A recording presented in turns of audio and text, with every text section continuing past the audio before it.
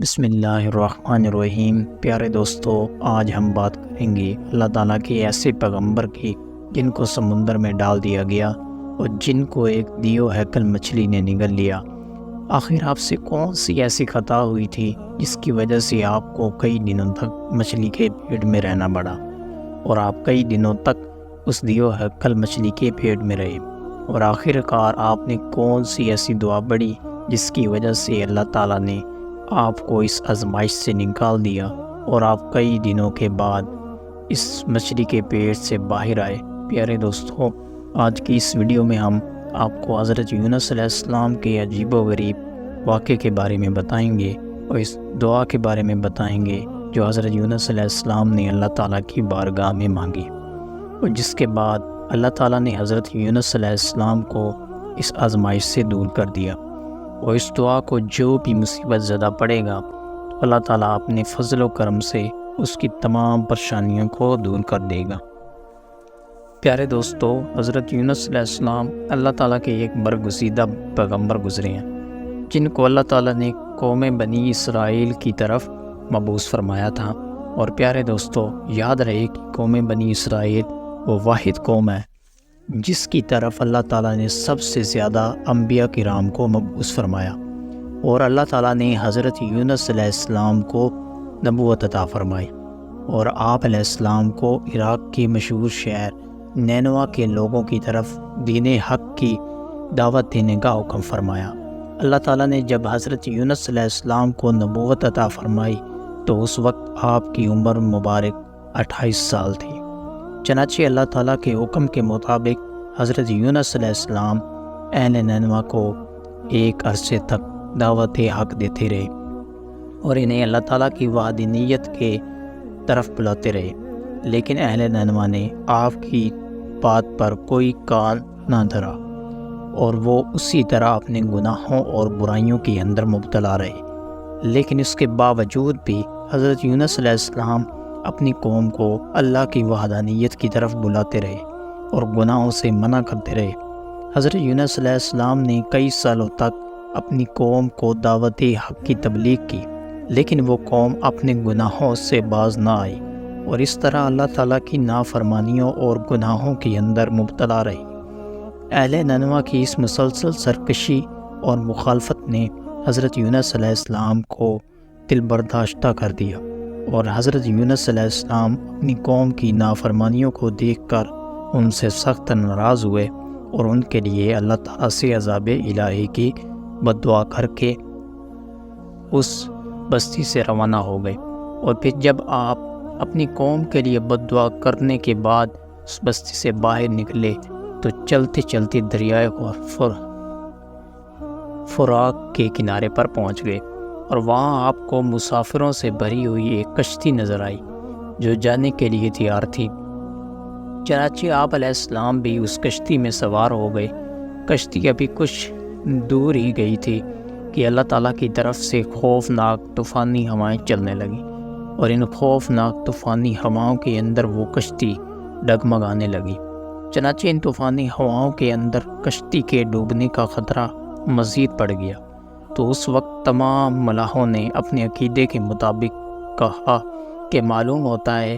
کہ اپنے آقا کا بھاگا ہوا کوئی غلام اس کشتی میں سوار ہو گیا ہے، چنانچہ جب تک اس غلام کو کشتی سے باہر نہ نکال دیا جائے تب تک اس مصیبت سے نجات حاصل نہیں ہو سکتی۔ چنانچہ ملاحوں کی یہ بات سن کر حضرت یونس علیہ السلام نے دل ہی میں یہ خیال کیا کہ میں اللہ تعالیٰ کی وحی کا انتظار کیے بغیر ہی اپنی قوم کے لیے بد دعا کی اور وہاں سے چلا آیا، اور شاید اللہ تعالیٰ کو میرا یہ عمل پسند نہ، اور اس وجہ سے یہ آثار نمودار ہوئے ہیں۔ چنانچہ یہ منظر دیکھ کر حضرت یونس علیہ السلام نے ان ملاحوں سے کہا کہ میں ہی وہ بھاگا ہوا غلام ہوں جو اپنے آقا سے بھاگ کر یہاں اس کشتی پر سوار ہوا۔ مجھے کشتی سے نیچے پھینک دو تاکہ یہ طوفان رک جائے۔ مگر کشتی میں سوار تمام مسافر و ملاح آپ کے بارے میں خوب جانتے تھے اور آپ کو ایک نیک انسان سمجھتے تھے، اور وہ تمام لوگ آپ کی شرافت سے خوب واقف تھے۔ اس کے بعد یہ طے پایا کہ قرآن اندازی کی جائے گی، جس کا نام قرآن اندازی میں نکلے گا اس کو کشتی سے باہر پھینک دیا جائے گا۔ چنانچہ سب کی رائے کے مطابق قرآن اندازی کی گئی اور پہلی ہی دفعہ میں حضرت یونس علیہ السلام کا نام نکل آیا، لیکن اس کے باوجود بھی تمام ملاحوں اور مسافروں کو یقین نہ آیا، اور پھر اس کے بعد دوسری اور تیسری بار بھی قرآن اندازی کی گئی، مگر ہر بار حضرت یونس علیہ السلام کا نام ہی نکلا۔ چنانچہ اسی طرح مسافر اور ملاح اس بات پر مجبور ہو گئے کہ وہ حضرت یونس علیہ السلام کو کشتی سے نکال دیں۔ ابھی وہ یہ سب سوچ ہی رہے تھے کہ حضرت یونس علیہ السلام نے خود ہی کشتی سے چھلانگ لگا دی، تو اس وقت اللہ تعالیٰ نے ایک بہت بڑی مچھلی کو حکم دیا، تو مچھلی نے آپ علیہ السلام کو زندہ ہی نگلی، اور اللہ تعالیٰ کے حکم سے اس مچھلی نے آپ علیہ السلام صحیح سلامت اپنے پیٹ میں محفوظ رکھا۔ جب حضرت یونس علیہ السلام اپنی قوم سے ناراض ہو کر اس بستی سے چلے گئے تو آپ علیہ السلام نے ان لوگوں کو عذاب الہی کی پیش گوئی بھی کی تھی، لیکن ان لوگوں کو حضرت یونس علیہ السلام کی کسی بات پر کوئی یقین نہ آیا، اور وہ لوگ کہا کرتے تھے کہ حضرت یونس علیہ السلام تو کہا کرتے تھے کہ اللہ تعالیٰ کا عذاب آئے گا، لیکن اب تک تو کوئی عذاب نہ آیا، نہ جانے وہ عذاب کب آئے گا۔ مگر کچھ ہی دنوں کے بعد اللہ تعالیٰ کے عذاب کے اثرات نمودار ہونے شروع ہو گئے۔ چنانچہ اس طرح عذاب الہی کو دیکھ کر لوگ پریشان ہوئے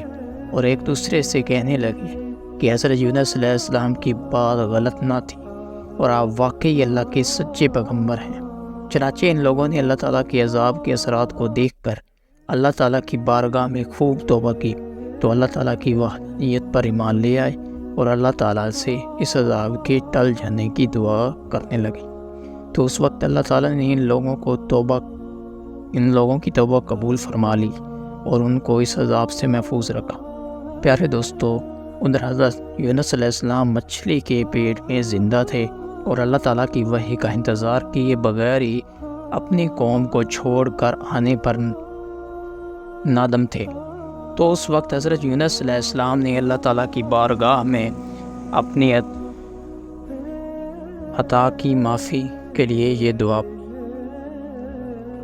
لا الہ الا انت سبحانک انی کنت من الظالمین۔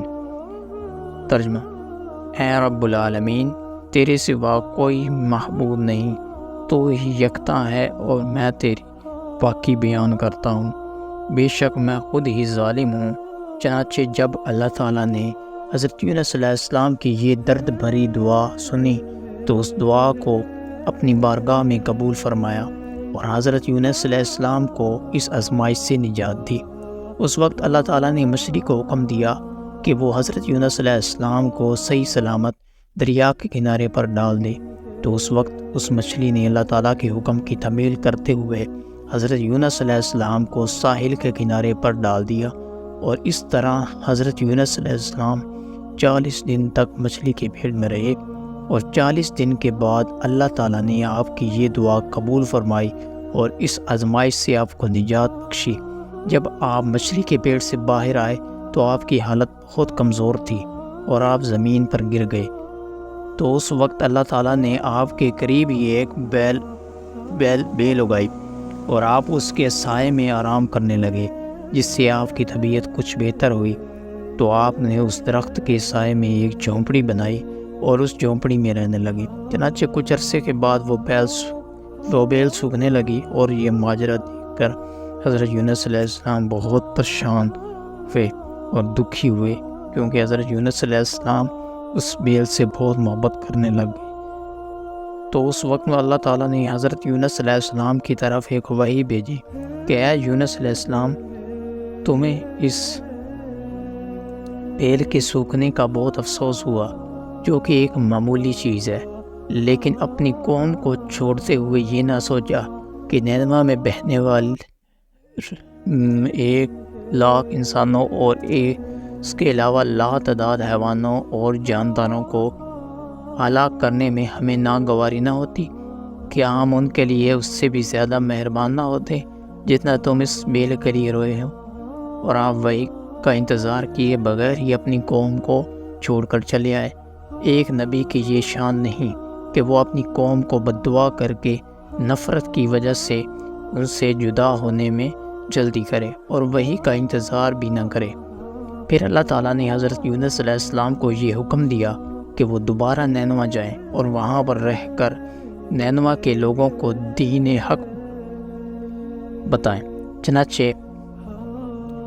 اس وقت حضرت یونس علیہ السلام اللہ تعالیٰ کے حکم کے مطابق نینوا کی طرف دوبارہ تشریف لے گئے اور انہوں نے حضرت یونس علیہ السلام کی آمد پر بہت خوشی کا اظہار کیا اور پھر حضرت یونس علیہ السلام سے دین کی تبلیغ حاصل کرنے لگے۔ اللہ تعالیٰ سے دعا ہے کہ اللہ تعالیٰ ہمیں بھی نیک عمل کرنے کی توفیق عطا فرمائے۔ ویڈیو اچھی لگی ہو تو ویڈیو کو لائک کر دیں اور چینل کو سبسکرائب کر لیں تاکہ مزید نئی آنے والی ویڈیو آپ تک پہلے پہنچ سکے۔ شکریہ۔